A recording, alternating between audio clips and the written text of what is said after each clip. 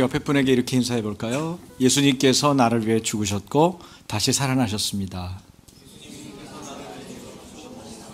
네, 축하드립니다. 네, 아멘. 예수님께서 우리를 위해서 죽으셨고 그리고 우리를 위해서 다시 살아나셨습니다. 그 주님의 말씀입니다. 누가복음 21장 34절에서 38절까지입니다. 우리 한 절씩 교독합니다. 너희는 스스로 조심하라. 그렇지 않으면 방탕함과 술 취함과 생활의 염려로 마음이 둔하여지고 뜻밖의 그날이 덫과 같이 너희에게 임하리라.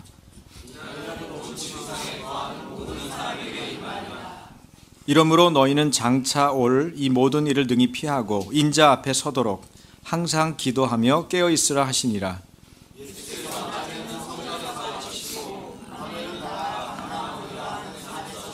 38절 다 같이. 모든 백성이 그 말씀을 들으려고 이른 아침에 성전에 나아가더라.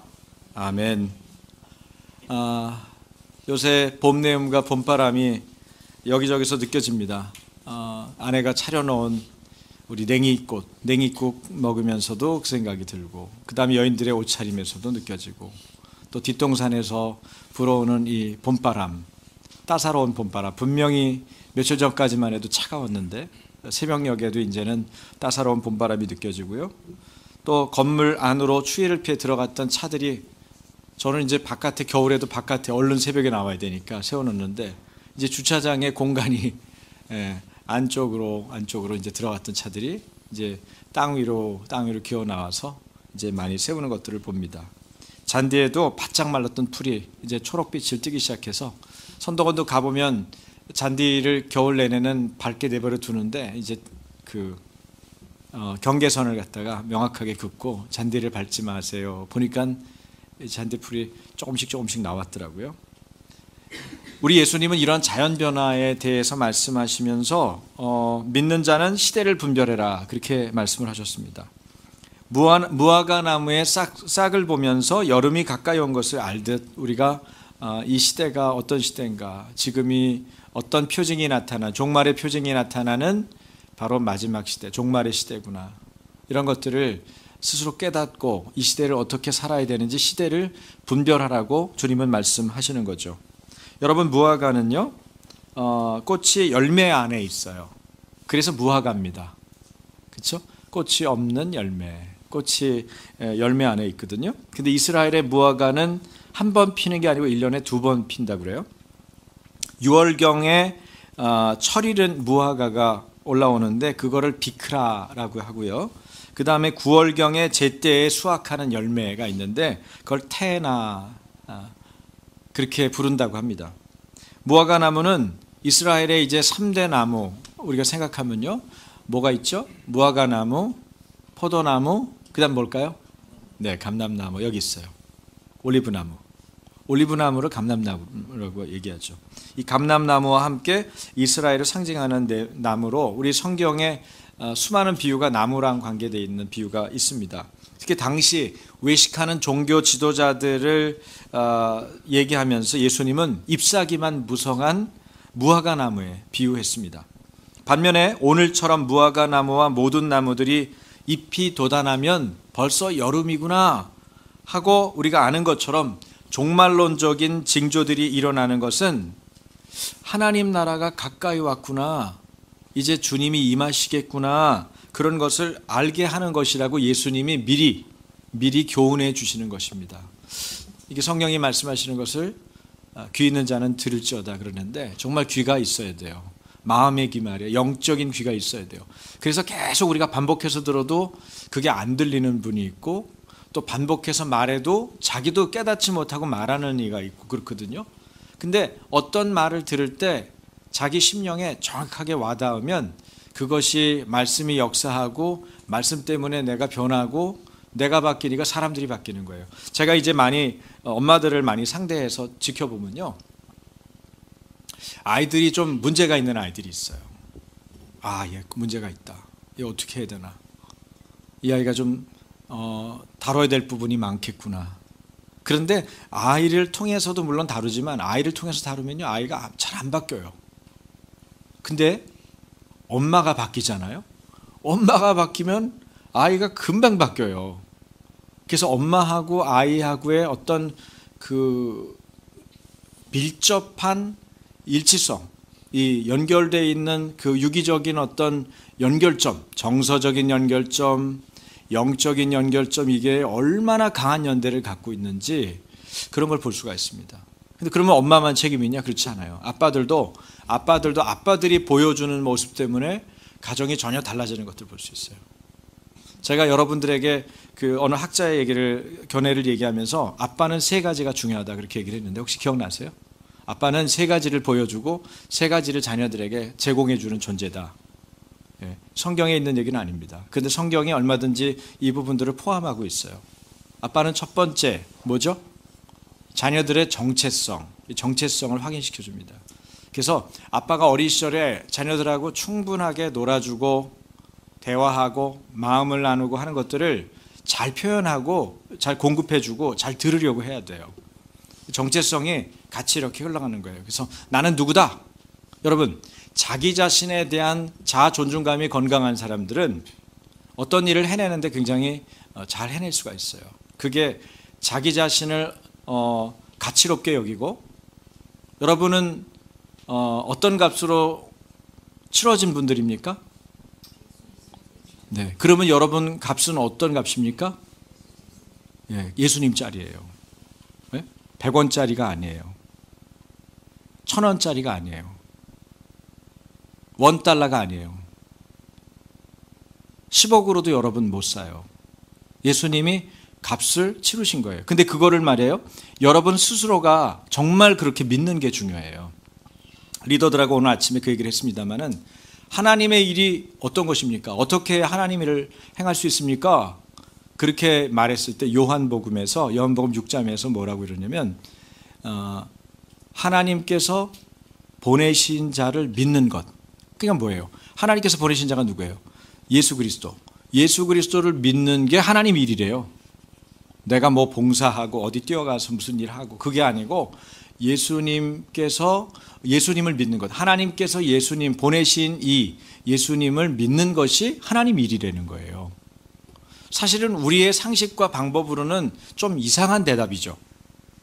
그렇지 않아요? 여러분 그냥 바로 이해가 됩니까?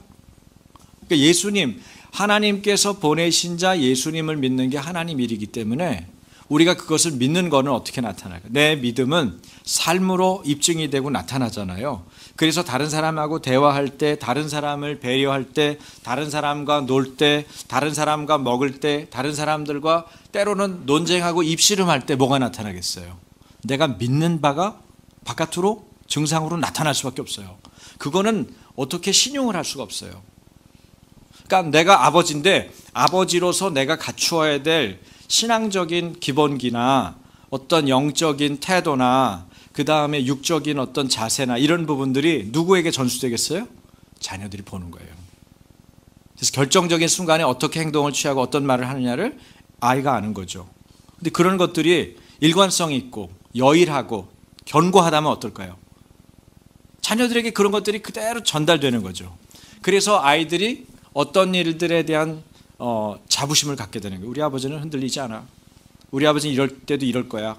그래서 예측 가능한 행동들을 해주는 아버지들은 자녀들을 이미 잘 양육하고 계실 가능성이 굉장히 높아요. 그래서 아이한테 아빠는 이럴 때 어떻게 하실까? 우리 아빠는 이렇게 하실 거예요. 이렇게 대답해 줄 수 있는 자녀들 만나잖아요. 그럼 그 아버지가 어떤 아버지인지 짐작하는 거죠. 그래서 여러분이 이제 애들이 자라고 초등학교 4학년, 5학년 이쯤 됐는데 그때 이제 여러분에게 너희 아버지는 어떤 분이시니? 그리고 아빠가 이런 일일 때 문제 해결해 볼 수 있는 어떤 일을 만들어서 아빠가 이런 일은 생겼어. 그러면 아빠는 어떻게 하실까? 그러면 딸이든 아들이든 우리 아빠는 이렇게 하실 거예요. 아빠라면 이렇게 할 거가 분명해요. 그렇게 말할 수 있다면 벌써 자녀로서의 정체성이 잘 전수된 거예요. 받아들여진 거예요. 자기 안에 잘 안착이 된 거예요. 정체성을 확인시켜줘요. 그 다음 두 번째는 뭐죠? 나침반. 어디로 가야 되는지, 어떤 방향으로 가야 되는지 알려주고. 또 세 번째는 뭐죠? 울타리. 울타리 역할을 해주는 거예요. 아빠들은. 그래서 아빠가 자녀들에게 이 세 가지 일들을 할 수 있다는 것, 그리고 하고 있다는 것을 기억해야 돼요. 나는 울타리지, 나는 나침판이지, 나는 아이의 정체성을 심어주는 사람이지. 그런 아빠로서의 자부심과 생각을 늘 가지고 있을 때 자녀들에게 그런 것들을 제대로 전수해 줄 수가 있거든요. 그러면 엄마들은 어떤 사람일까? 엄마들. 여러분, 엄마들은 어떤 분일까요? 제가 그 데니스 글렌의 그 마더와잇을 공부하면서 저도 사실은 찾게 됐는데, 여러분에게 한번 얘기했나요? 하와라는 이름이 붙여진 때가 언제입니까? 본래 창세기에는 뭐라고 등장해요? 여자라고 등장해요. 그렇죠? 여자라고 일컬어져요. 처음에 이름이 나오는 게 아니에요. 아담은 나오는데 그 다음에 여자가 이렇게 나온다고. 그런데 언제 이름이 하와라는 이름으로 불려졌을까요? 첫여자의 이름이 불리운 때가 언제냐고요? 네? 네? 네, 맞아요. 역시 마더와이즈를 여러분 같이 하셨기 때문에 그걸 기억하시는군요. 출산했을 때, 아이를 낳았을 때 하와라는 이름을 붙여주는 거예요. 근데 하와라는 이름의 뜻이 그걸 기억하게 만들어요. 하와는 뜻이 뭐예요? 이름이 생명을 주는 자예요. 그러니까 생명을 주는 자가 누구예요? 여성이에요. 더 재미있는 거는 여성은요 뭐로 만들었다고 그래요? 네, 남자는 흙으로 만들었어요. 그 흙이 아마 붉은 흙이었나 봐. 그래서 아담은 붉은 흙 이런 뜻이고, 그 다음에 그 흙으로 만든 아담의 몸을 잠들게 한 다음에 갈빗대를 빼가지고 만들었대잖아요. 여성은 뭐예요? 곧 갈빗대예요. 왜 갈빗대로 만들었을까? 어떤 분은 이렇게 얘기해요. 머리로 만들면 위에 앉아서 다스릴 거고 밑에다 하면 맨날 밟힐 거니까 중간에, 그것도 뭐 틀린 해석은 아닐 수 있겠지만 나는 크게 공감은 안 가요. 여러분 어떻게 생각하는지 모르겠어요. 너무 그 페미니즘이나 이런 쪽에 생각을 많이 하면은 성경은 여러분 자기가 갖고 있는 생각이 너무 강하면요 성경을 공정하게 볼 수가 없어요. 성경을 볼 때는 굉장히 자기를 비우는 노력을 많이 해야 돼요. 그런데 심장을 이렇게 얘기하더라고요. 그 갈빗대를, 여성을 얘기하면서 안에 있는 심장과 폐를 보호하는 존재가 누구냐? 갈빗대다. 여성이다. 여성은 갈빗대이기 때문에 남자를 보호하고 지키는 역할을 해야 된다. 그게 여성의 역할이라는 거예요. 그 남자를 뭘 보호하고 지켜? 지가 다 알아서 하잖아. 이렇게 생각할 수도 있겠지만은 지가 알아서 못해요. 남자들이 치명적으로 약한 부분들이 있어요. 돈일 수도 있고, 여자일 수도 있고, 음식일 수도 있고, 특정한 술 같은 걸 수도 있고, 예? 취약한 부분이 있을 거예요, 남자의. 근데 남자의 취약한 부분을 여자가 알면 그거를 이 갈빗대인 여성이 어떻게 해야 돼요? 보호하고 지켜줘야 돼요. 보호하고 지켜주는 일을 해야 되는 거예요. 그러니까 남자들이 어디서 잘 무너지는지를 잘 알고 여자들이 어떻게 지킬까요? 구박을 한다. 네? 구박을 한다. 그 다음 뭐처럼 팬다. 안 되겠죠. 그러면 해결이 안 되는 거야. 그럼 어떻게? 단순해요. 여러분, 성경은 사실은 신앙은 단순한 거예요. 남자들을 필사적으로 위하여 기도하는 거예요. 항상 깨어 남편을 위해서, 남자를 위해서 기도해 줘야 돼요. 남자들이 자기 역할을 제대로 할 수 있도록 여러분이 필사적으로 기도해야 돼요. 여러분 갈빗대거든요. 여성들만 따라해보세요. 나는 타고나기를 갈빗대로 태어났다.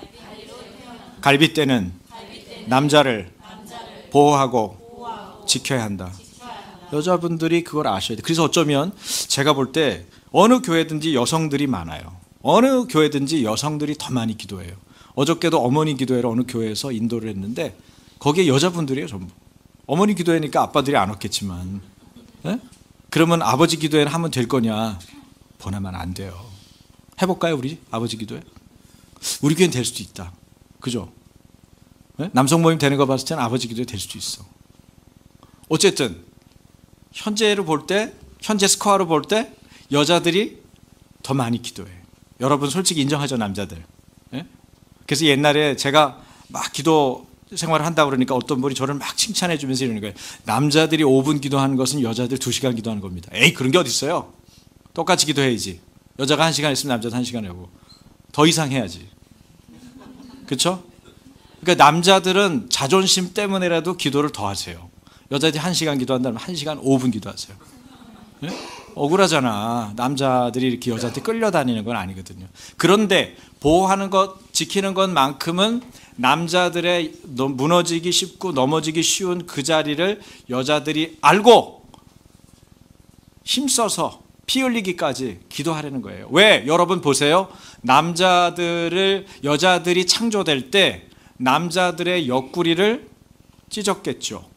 어쨌든 하나님의 손이 들어갔잖아요. 갈빗대를 뽑으려면 무슨 방법이 있겠어요. 그렇죠?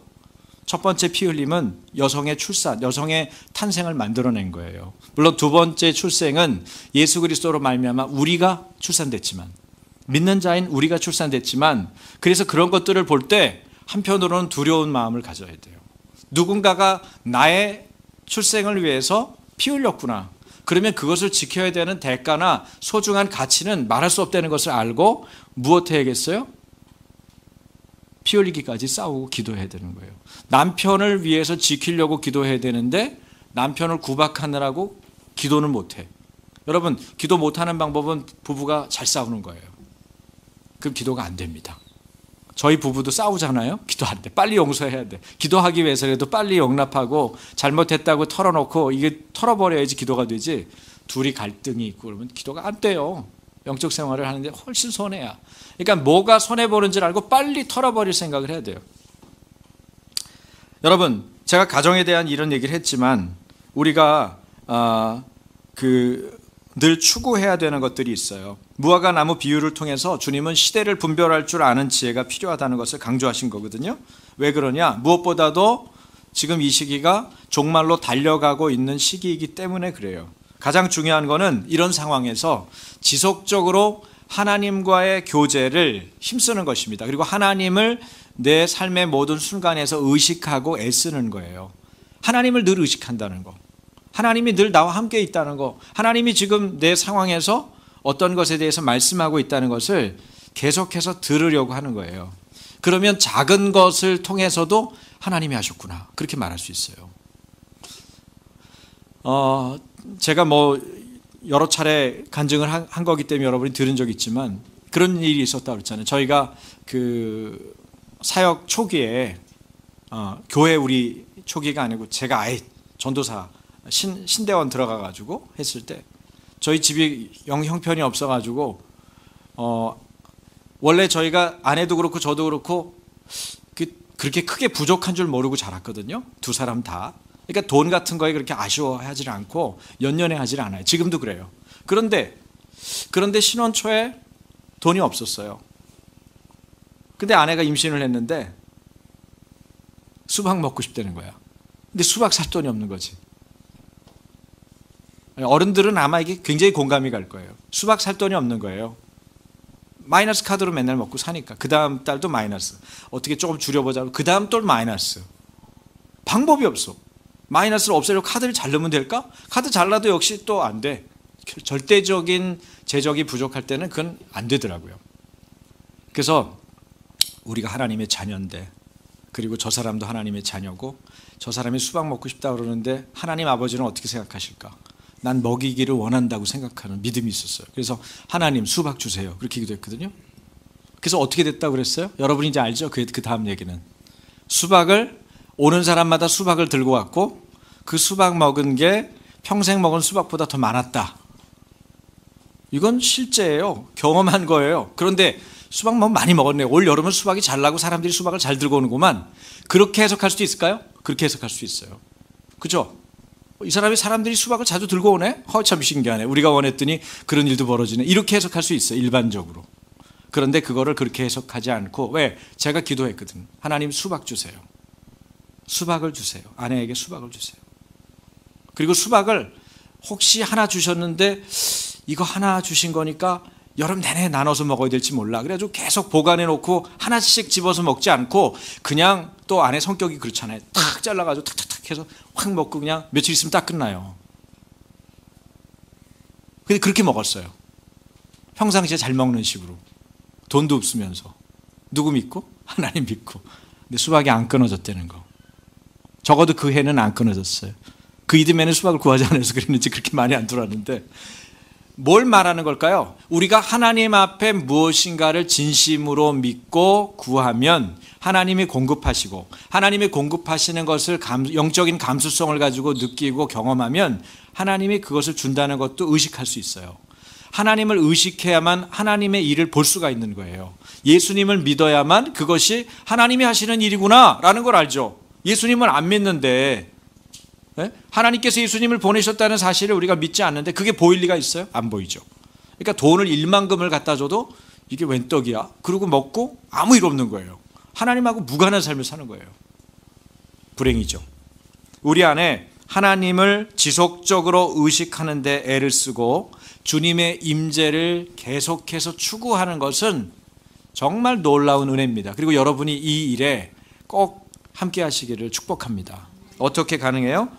항상 기도하며 깨어 있어야 가능한 것입니다.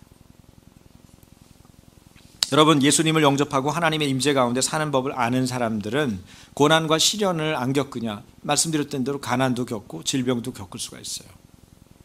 그렇죠? 그런데 그럼에도 불구하고 지속적으로 하나님을 의식하려고 애쓰고 주님의 임재를 추구하는 과정에서 죽음의 공포도 뛰어넘고 질병도 치유되고 가난으로부터 돌파되고 이런 것들을 계속 경험하는 거예요. 한 개인이 경험할 뿐 아니라 한 마을이 경험하고 한 사회가 경험하고 한 도시가 경험하고 한 국가가 경험하는 거예요. 그러면 열방을 향해서는 불가능할까? 저는 그렇다고 생각하지 않아요. 선교사들이 가는 곳마다 그 지역의 마을에 부요가 일어나기 시작해요. 선교사님들이 가서 복음만 전하는 게 아니에요, 여러분. 말씀만 전하는 게 아니에요. 그 사람 어떻게 그 사람들이 먹고 살게 할 거냐. 이게 하나님의 관심은 구체적이에요. 말씀을 전했으니까 이제 니네들이 알아서 먹어. 이렇게 하지 않는다고요. 말씀을 전했죠? 먹는 것도 관여하세요. 그래서 만나와 메추라기도 공급하시는 거고, 오늘날에도 동일하게 하나님이 우리의 작은 도시락을 사용해서 수많은 사람들을 먹이는 통로로 사용하시는 거예요. 사실 큰 시련과 환난이 와도 피할 길은 있는 법이죠. 하나님은 신실한 분이기 때문에 그렇습니다.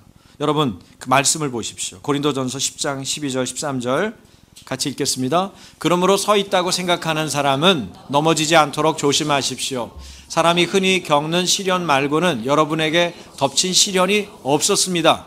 하나님은 신실하십니다. 그분은 여러분이 감당할 수 있는 능력 이상으로 시련을 겪는 것을 허락하지 않으십니다. 그분은 시련과 함께 벗어날 길도 마련하여 주셔서 여러분이 그 시련을 견디어 낼 수 있게 하십니다. 아멘. 제가 여러분께 여쭈을게요. 사랑하는 여러분, 모든 시련조차 우리 하나님 아버지의 손 안에 있다는 것을 믿으십니까? 이게 중요합니다. 감당할 수 없는 시련은 신실한 하나님께서 우리가 겪도록 허락하지 않을 것이라는 것을 믿어야 합니다. 아주 중요한 전제예요. 오늘 지금 말씀에 있듯이 하나님은 여러분이 감당할 수 있는 능력 이상으로 시련을 겪는 것을 허락하지 않습니다. 다시 말하면 어떤 시련이 왔을 때 여러분이 넉넉히 감당할 수 있는 것이라는 거예요.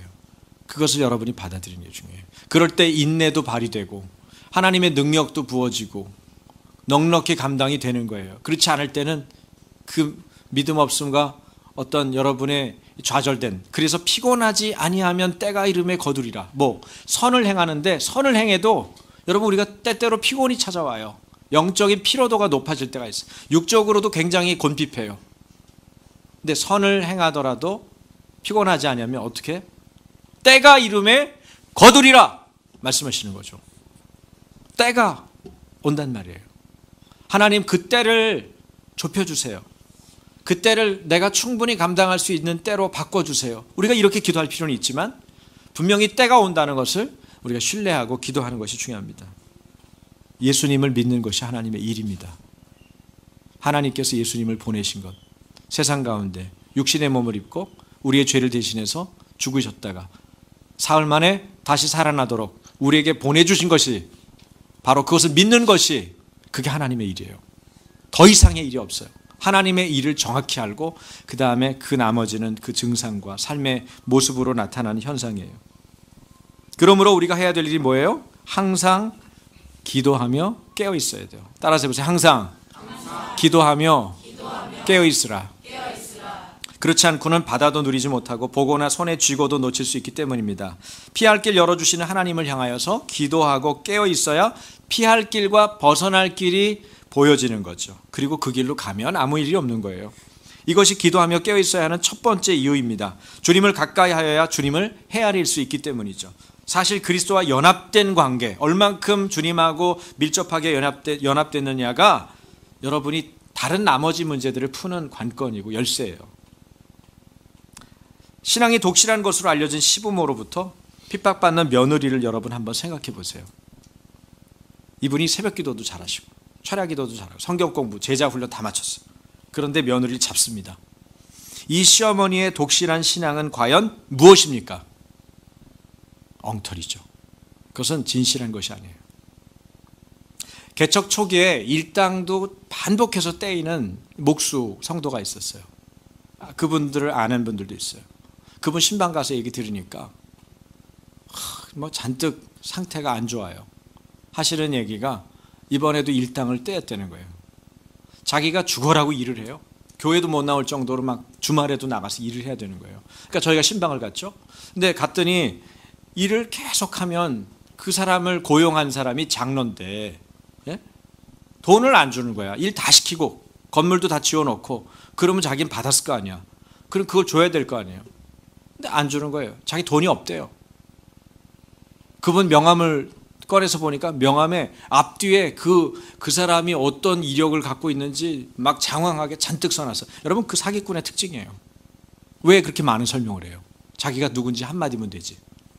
그렇게 잔뜩 써놓고 이 사람 교회 다니기 시작한 사람이 전도해서 겨우 믿음 갖고 이제 1대1도 끝나고 신앙이 세워지고 있는 분인데 그 사람을 넘어지게 하는 거지.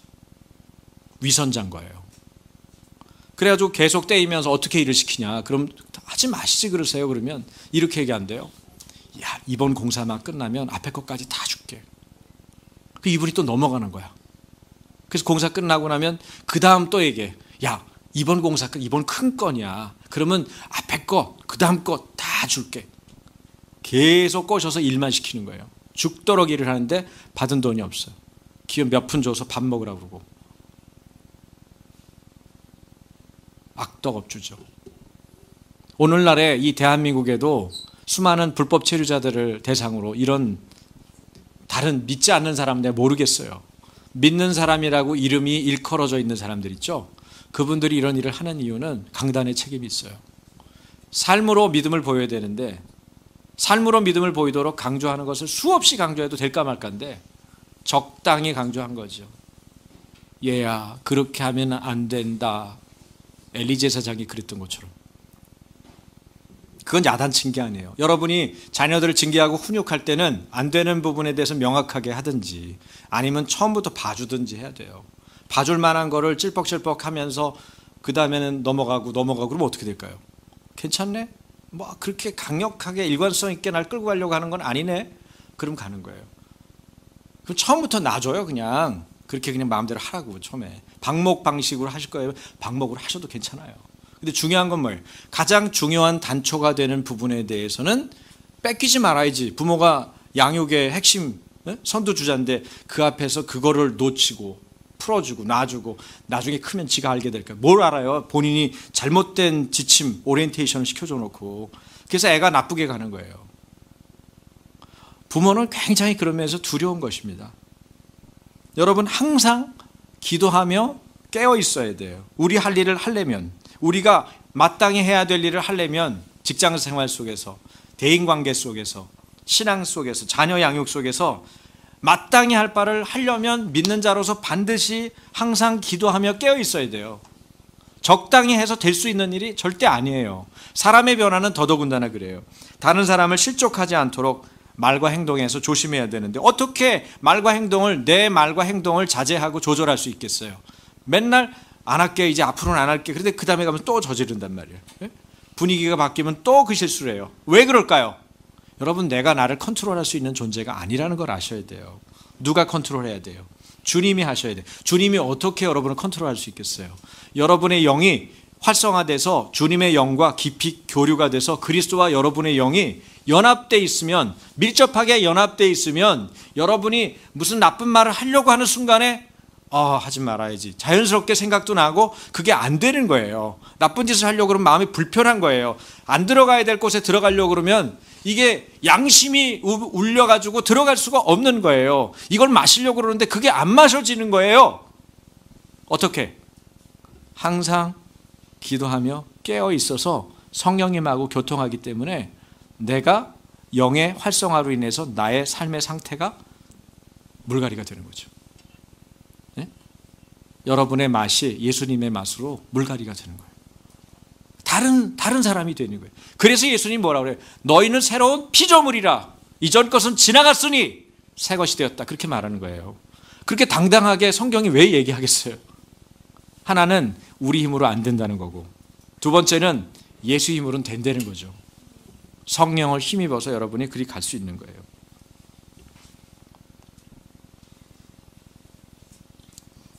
믿음을 삶으로 입증해야 합니다. 예수님은 경계하셨어요. 본문 34절이죠. 같이 읽겠습니다.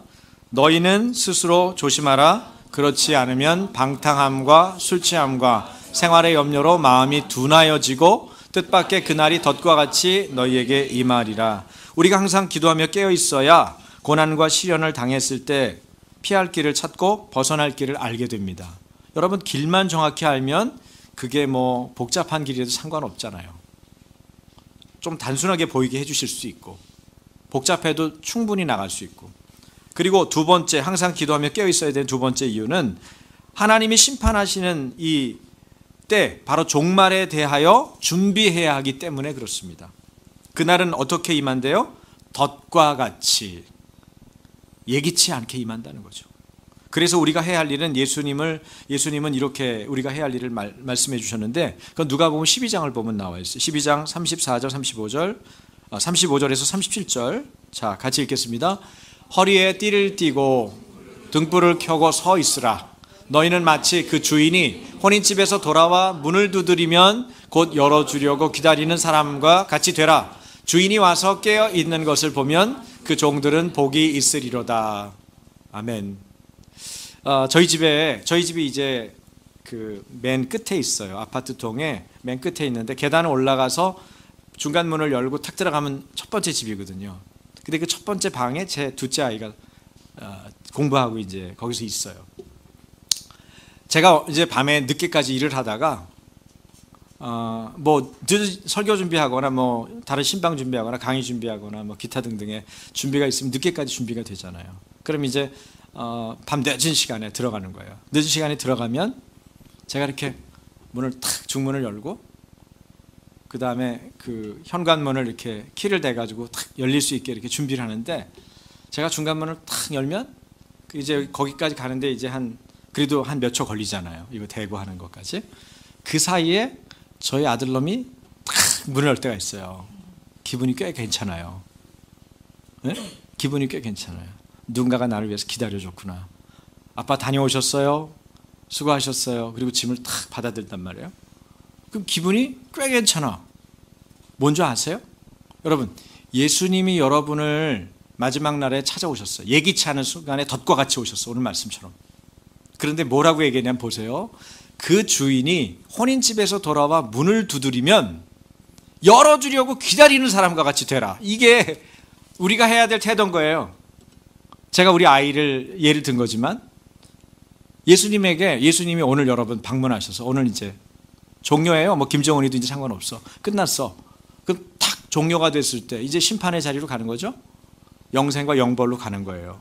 근데 문을 탁 두드리려고 두드리는데 딱 열린다면, 우리가 예수님을 맞이하고 받아들일 준비가 그렇게 돼 있다면 얼마나 좋겠냐고요. 절 보세요. 거기 신경 쓰지 마시고. 그거는 해당되는 분이 할 거 아니에요. 쳐다보면 더 불편하지. 우리가 문을 두드리면 열어주려고 기다리는 사람처럼 민감하게 준비되어 있는 것이 중요하다는 거예요. 오늘 저녁 종말이 와도 예수님의 재림을 기대하며 산 사람답게 주님을 준비된 채로 맞으라는 거죠. 그러므로 성도는 자신의 마음을 돌이켜 늘 주님을 향하여 두어야 합니다. 이것이 깨어있는 거예요. 그냥 단순하게 여러분이 24시간 본인의 영업도 해야 돼. 본인의 일터에서 어떤 일도 해야 돼. 누구도 가르쳐야 돼. 여러분이 어떤 걸 운영도 해야 돼. 그런 일을 하고 있는 분들이 어떻게 24시간 365일을 깨어 있겠어요. 그러나 우리가 할 수 있는 거는 주님에 대한 기대감을 가지고, 다시 오실 주님에 대한 기대감을 가지고 우리의 마음을 늘 준비하는 태도는 언제든지 할 수 있는 거예요. 문소리가 들리면 탁 열어주는 그런 태도로 주님을 맞을 수 있는 준비. 그럼 항상 기도함으로 주어지는 건 뭘까요? 두 가지가 주어져요. 하나님의 지혜와 하나님의 능력이 주어집니다. 그래서 믿음의 능력을 가지고 여러분이 어떤 일들 풀어가고, 믿음의 하나님이 주시는 하나님의 지혜를 가지고 어떤 일에 대해서 판단하거나 갈 길을 정할 수 있는 거예요. 어떻게 가능해요? 항상 기도하고 깨어있을 때 가능하죠. 그날과 그때는 아무도 모르나니 하늘의 천사들도 아들도 모르고 오직 아버지만 아시느니라. 그러나 또 아는 사람 누구예요? 주님에 대해서 늘 기대하고 기다리는 사람은 그때를 놓치지 않을 수 있어요. 사람들은 노아의 홍수 때에도 그들이 멸망당할 때까지 깨닫지 못했다. 마태복음 그렇게 증언하거든요. 인자의 임함도 이와 같을 것이다. 그래서 두 사람이 밭에 있는데 한 사람은 데려가고 한 사람은 버려둠을 당하고, 두 여자가 맷돌질을 하고 있는데 한 사람은 데려가고 한 사람은 버려둠을 당해도 모를 거라는 거예요. 여러분이 맛있는 걸 먹으면 야, 이거 둘이 먹다가 한 사람이 죽어도 모르겠다 이렇게 말을 하잖아요. 사실은 주님이 임할 때도 둘이 있는데 한 사람이 데려감을 당해도 모른다는 거예요. 성경이 그렇게 예기치 않게 갑작스럽게 임한다는 것을 말하고 있는 거예요. 제가 상벌을 얘기할 때 우리 선생님들에게 그걸 강조를 많이 하는데, 상벌 중에 효과적인 상벌은 뭐냐면요, 이 상벌을 통해서 내면화시키는 거예요. 이 자녀 교육하고 연결된 거기 때문에 여러분에게 다시 한번 얘기하고, 여러분이 어떤 일을 운영하고 있는 분들도 이거를 참고해 보세요. 상벌은요, 제깍 주면 좋아요. 그렇죠? 네? 뭘 잘했을 때 어우 잘하셨다고 그렇게 주는 게 좋죠. 그런데 그것만 있는 게 아니에요. 그거는 아주 FM 기본적인 조건을 말하는 거예요. 상벌은 이럴 때 이렇게 준다. 근데 그럴 때만 주면 어떤 일이 생길까요? 상을 안 주면 안 하죠. 나중에는 상을 안 주면 안 합니다. 그걸 계속 너무 규칙적으로 줘서 그거를 기계처럼 하게 만들어요. 그게 문제예요, 상벌에. 그걸 뭐 어떻게 해야 돼? 상벌을 통해서 결국 우리가 추구하는 목적은 뭐냐면 내면화시키는 거예요. 내 안에 그것이 내가 원해서, 내가 자원해서, 내가 기쁨으로 이미 그것 하는 것을 통해서 내가 보람을 느끼고 할 수 있으면 그거 자체가 상이기 때문에 더 이상 할 수가 없어요. 더 이상 그걸 할 필요가 없어요. 그래서 내면화시키려면 방법이 필요한데, 그건 뭐냐면 상벌을 규칙적으로 주는 게 아니고 불규칙적으로 주는 것입니다. 언제 받을지 모르는 거지.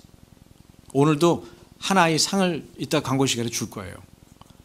왜 걔는 주고 나는 안 줬어요? 나는 안 주고 걔는 줬어요? 그거 여러분 생각할 필요가 없어요.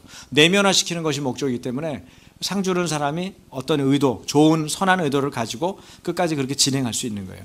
여러분도 마찬가지예요. 여러분 안에 여러분 자신한테 상을 주세요. 여러분이 잘했을 때, 옳은 일 했을 때, 힘든 일인데 그걸 극복했을 때 여러분 자신을 상을 주세요. 여자분들 같으면 그동안 돈 아끼고 파마 안 했으면 오늘 파마하는 거야. 어느 그냥 비싼 파마를 하는 거죠. 그동안 잘했다. 너 신앙생활 잘해. 금식하느라고 너 애썼다. 너 기도생활 똑바로 했으니까 이제 오늘 파마다. 네? 하는 거예요. 남자들은 뭐 좋을까? 안 살려고 버텼던 고급 자전거를 하나 사는 거지. 30만 원 주고. 30만 원은 못 사나? 하여간 여러분 자신을 자기 경영을 하라는 말이에요. 여러분한테 여러분을 격려해 주는 걸 하세요. 아주 지혜로운 거예요. 그리고 뜻밖의 다른 사람에게도 뜻밖의 보너스, 뭐 5만 원짜리가 됐든 10만 원짜리가 됐든 당신이 이렇게 했으니까 수고했어. 이런 것들을 보너스를 주세요. 그게 불규칙적으로 줘서 뭘 하는 거예요? 늘 지켜보고 기대하고 있어. 그리고 그것은 당신이 실제로 당신이 원해서 하는 내면화된 일이었으면 좋겠어. 그걸로 갈 수 있도록 하는 거죠. 그래서 제가 왜 이 얘기를 꺼내냐면 주님의 재림이 예기치 않은 순간에 덫과 같이 온다는 게 마치 그와 같다는 느낌이 들어요. 주님은 언제 올지 몰라요. 생각보다 빨리 오실 거예요. 분명한 건 여러분이 생각하지 못한 순간에 어떤 사람한테는 그게 큰 축복이 될 겁니다. 여러분이 그동안 겪었던 시련과 고난과 아픔과 모든 것들을 씻어버릴 만큼의 축복이 될 거예요. 어떤 사람은 두려움이 될 것입니다. 그것이 심판으로 임할 것이기 때문에 그래요. 그 사람이 주님과 어긋났던 것, 주님과의 관계에서 멀어져서 주님을 등졌던 것에 대해서 그것이 저주요 심판으로 임할 것이고, 그리고 그 벌은 멈추지 않아요. 끝까지 가는 거예요. 영벌이라는 게 진짜 무서운 거예요. 매를 한 대 때리면 좋겠는데 왜 학대가 무서운 줄 아세요? 학대는 언제 때릴지 모르고 예기치 않은 순간에 때리고 그 다음에 반복해서 때리고 그 사람이 살아 존재하는 한 끝까지 때리기 때문에 학대가 나쁜 거예요. 근데 사실은 학대만 그런 게 아니고 이 심판이 끝나는 날 영벌도 그와 같아요. 반복되는 거예요. 근데 그건 얘기할 수 있죠. 우리가 예수님을 충분히 예수님을 받아들이지 않고 예수님을 임금과 구주로 모시는 삶을 우리가 선택하지 않았을 때 그것을 우리가 겪게 되는 것이라는 걸 너무 빤히 알기 때문에 이거는 공개된 일이고 얘기돼 있는 일이에요. 그러니까 누가 선택하는 거예요? 내가 선택하는 거죠. 근데 그런 삶을 살 때 노아 홍수 때 다 멸망할 때까지 깨닫지 못했는데 주님이 다시 오실 때 주님이 재림하실 때도 이런 심판이 있을 텐데 내가 똑바로 살아야겠구나. 근데 내가 이런 의지 가지고 극복이 안 되지. 그러므로 내가 해야 될 일은 항상 기도하며 깨어있는 것이지 라고 자기가 판단하고 기도의 자리로 나오는 거예요. 기도를 하는 거야. 그 자리에서. 결론이 나왔죠. 42절과 44절에 나와 있는데, 자, 정리할게요. 그러므로 깨어 있으라. 어느 날에 너희 주가 임할는지 너희가 알지 못함이니라. 44절 다 같이. 이러므로 너희도 준비하고 있으라. 생각하지 않은 때에 인자가 오리라. 하나님을 날마다 의식하고 살아야 돼요. 지속적으로. 한 지상파 방송에서 친절한 민국씨 찾습니다. 이런 프로가 있더라고요. 근데 굉장히 재밌게 제가 하나 봤는데 외국인 여자가 딱 그 가게에 들어가요. 그래서 연기를 하는 거예요. 여기 한국말도 좀 서툴게 하는데 연기를 하는 거죠. 그리고선 처음에 음식을 시켰는데 자기가 시킨 음식이 아니고 맵대는 거예요. 그러니까 주인이 나오더니 맵냐고. 그럼 어떻게 드릴까요? 그 매워서 못 먹겠다 그러니까 그러면 안 맵게 준비하겠습니다. 그거 비싼 거 같은데 도로 가져가는 거예요. 뭐라고 저 표정도 안 좋지도 않고 도로 가져가는 거예요. 근데 그 다음 음식을 딱 가져왔는데 또 먹다가 뒤어대는 거야. 그 사이에서 주인이 이렇게 관찰을 해요. 저 여자가 안 불편한가? 잘 먹고 있나? 이런 걸 관찰을 하고 자기 종처럼. 네? 그죠? 그러고서는 딱 나가서 무슨 일이 있으세요? 혀를 뒤었습니다. 그러면 얼음물을 갖다 드릴까요? 또 종업원 탁 시켜서 얼음을 탁 갖다 주는 거예요. 이야, 그런 데 가서 대접받고 싶더라. 음식은 관계없고 이 사람하고 경험하고 싶은 거예요. 이 사람의 친절을. 그리고 딱 끝났는데 이제 그 사람은 해결이 되고 할머니가 등장했어요. 아주 집요해, 그 프로그램이. 그래가지고 확실한 친절 민국 씨를 찾는 거야. 근데 그 할머니가 등장해서 이 할머니도 연기를 너무 잘해. 할머니가 이렇게 하면서 김밥을 주문했는데 김밥 주문하고 나서 막 주머니를 뒤져요. 근데 10,000원짜리가 없대요. 그러니까 주인이 나오더니 10,000원짜리 어디 흘리셨나 보다고. 그랬더니 길가로 또 나가서 같이 할머니가 찾아요. 근데 할머니 들어가서 김밥 드시라고 그러고 자기 또 화장실로 가서 화장실 또 뒤져. 할머니가 아까 화장실 다녀왔다는 거지. 그래서 화장실 찾더니 10,000원짜리가 없다고. 그러면 김밥은 나왔는데 김밥 다 드시고 할머니? 그 다음에 이분이 할머니를 이렇게 지켜보니까 할머니가 뭐가 필요하신 것 같아. 또 오는 거야. 그러니까 할머니 물어보니까 할머니가 자기 아들이 해외에서 편지를 썼는데 그걸 읽어달라는 거야. 그 편지를 또 작가가 썼을 거 아니에요. 기가 막히게 써서 이 주인이 또 감동을 먹고 있는 상황이 벌어진 거야. 그랬더니 편지를 다 읽어달라니까 또 다 읽어줘요. 그리고는 할머니가 자긴 글씨를 잘 못 쓴대. 와, 그러면 이제 할머니 글씨는 좀 아는 분한테 다른 분한테 쓰시죠. 이렇게 보낼 수 있잖아. 저는 거기까지는 했을 것 같은데 그 다음 답장은 못 썼을 것 같아요.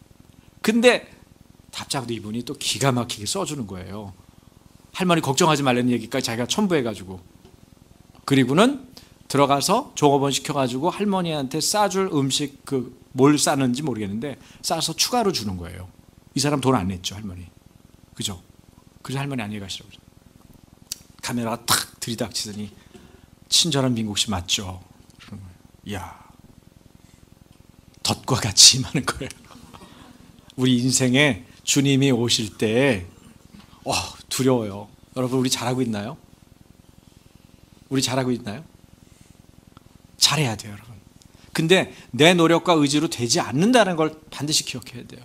뭐가 필요해요? 의지와 노력도 필요하지만 반드시 항상 기도하며 깨어 있어야 돼요. 그러니까 기도의 자리를 놓친다는 거는 우리는 이미 지금 다른 방향으로 몸을 튼 거예요.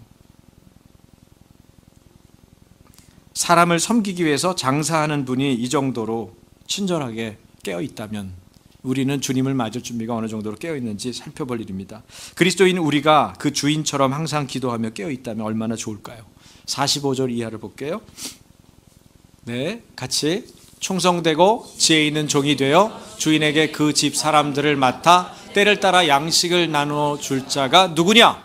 주인이 올 때 그 종이 이렇게 하는 것을 보면 그 종이 복이 있으리로다. 내가 진실로 너희에게 이르노니 주인이 그의 모든 소유를 그에게 맡기리라. 할렐루야.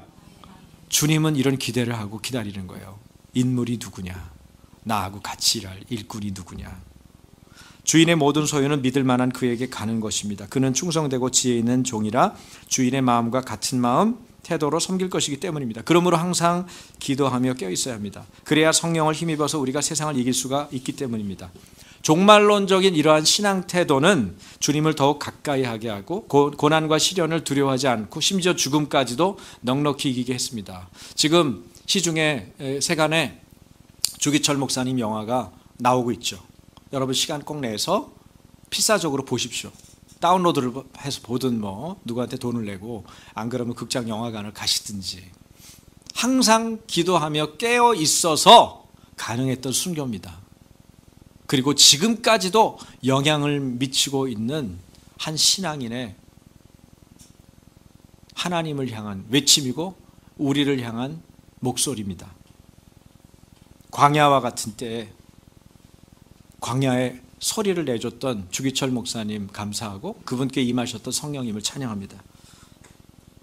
우리가 이 시대를 분별하며 조심하여 살아야 되는 이유는 두 가지죠. 첫째는 조심하지 않으면 마음이 둔하여지기 때문입니다. 둘째는 심판의 그날이 갑자기 임하기 때문입니다. 방탕과 술 취함은 연결되어 있습니다. 어떤 사람이 방탕한 것은 술 취함으로 연결될 때가 많아요. 생활의 염려는 말씀을 가까이 하지 않는 사람들의 거의 보편적인 특징이에요.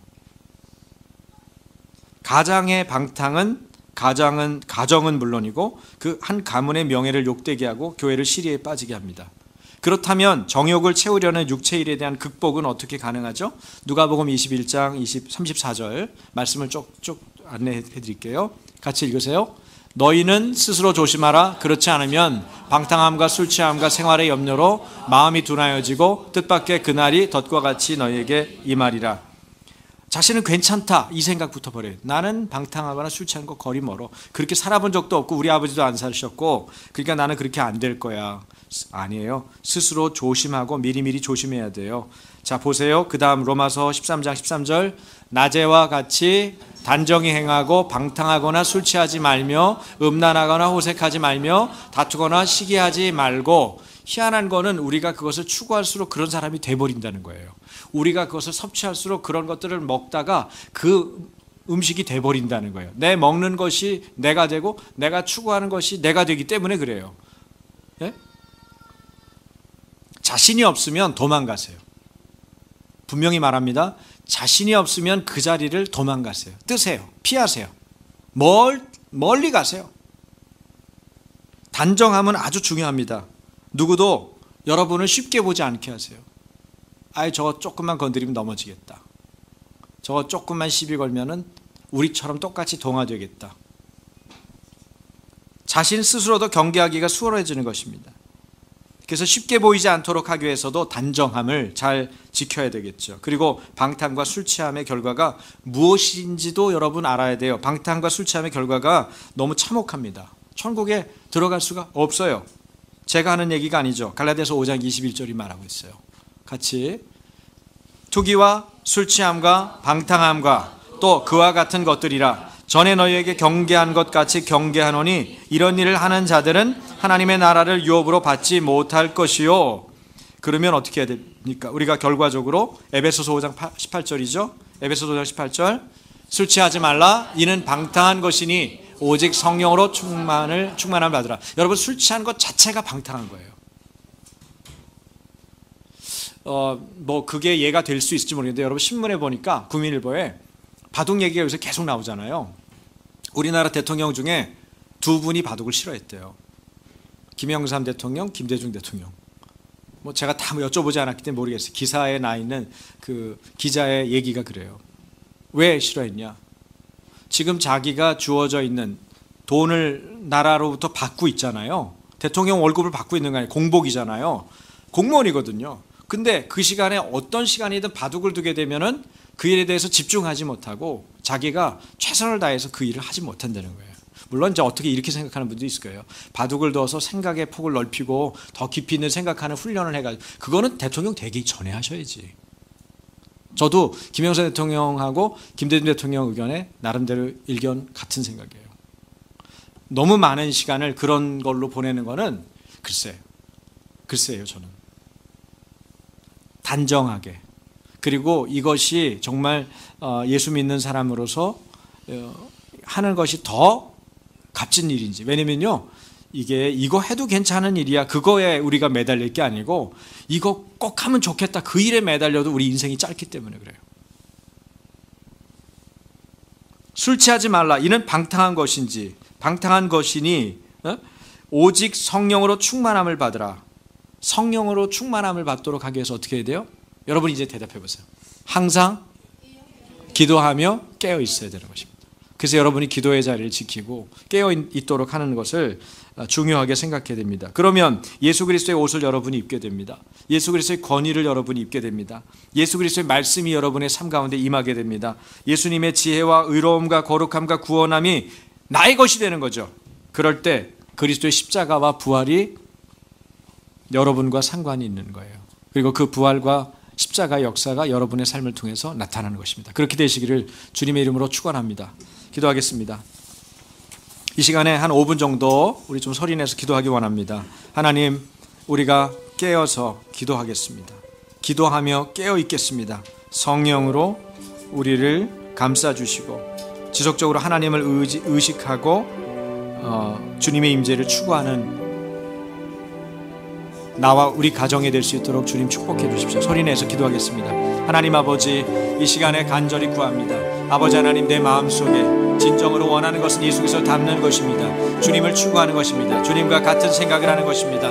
주님의 일을 하는 것입니다. 하나님의 일을 세상 가운데 하나님의 아들을 보내신 것을 인해 감사드립니다. 하나님의 보내신 자 예수 그리스도를 믿겠습니다. 그분이 나의 구주이시고 임금이신 것을 알고 하나님 매 순간마다 그분께 여쭙고 그분이 원하시는 그 일을 내가 주목해서 행하기 원합니다. 내 자녀들에게 하나님 좋은 아빠로서 구비될 수 있도록 온전한 셀장과 팀장과 리더로서 세워질 수 있도록 또 목회자로서 하나님 구비될 수 있도록 성령님 항상 기도하며 깨어있기를 원합니다. 성령을 힘입어서 사람들을 섬기고 세워나갈 수 있도록 주님 인도하여 주시옵소서. 무화과 나무의 비유를 통해서 시대를 분별할 줄 아는 지혜를 가지라고 예수님 말씀하신 것처럼 이 시대가 참으로 참혹하고 악하고 두렵고 하나님 낙담되는 일들이 얼마나 많은지 모릅니다. 하나님 아버지들이 피곤합니다. 엄마들이 지쳐 있습니다. 때로는 피곤하여 하나님 선을 행하는 일에 대해서 마음을 두지 못할 때가 있습니다. 그러나 주님 말씀이시오. 선을 행하되 낙심하지 말라. 피곤하지 말지니 내가 이름에 너희가 거두리라. 주님 거두리라 말씀하시는 주님, 주의 말씀을 의지하여 기도합니다. 깨어서 기도하겠습니다. 기도의 자리를 놓치지 않겠습니다. 항상 기도하며 깨어있겠습니다. 이 고난 주간에 아버지 하나님, 예수님께서 나를 위하여 당하신 고난에 동참하기를 원합니다. 아버지, 나의 심령 가운데 말씀해 주시고 주님, 나의 마음 가운데 날마다 동행하여 주셔서 주님과 동행하는 자가 되게 하여 주시옵소서. 우리 가정을 다시 세워주시옵소서. 우리 가정이 주의 말씀과 은혜로 충만한 가정이 되도록 도와주십시오. 리스미니아라 카라바이 야라바스미니아라 카라바이. 하나님 아버지, 우리 가정의 연약함들, 남편의 연약함들을 아버지의 갈빗대로 세우신 여성들이, 하나님 자매들이, 아내들이 위하여 기도하기 원합니다. 남편의 무너지기 쉬운 연약한 부분들을 간파하고 아버지 사탄에 대하여 대항하며 위하여 기도하는 아내들이 되게 하여 주시옵소서. 하나님, 남편들이 흔들릴 때마다 같이 흔들리는 여인들이 아니라 남편을 위하여 기도함으로, 깨어서 기도함으로 하나님 남편들을 온전하게 세우고 그 심장의 활동들과 대호흡들이 건강하게 일으켜질 수 있도록 주님 운행하여 주시기 원합니다. 생명을 주는 자로서의 사명을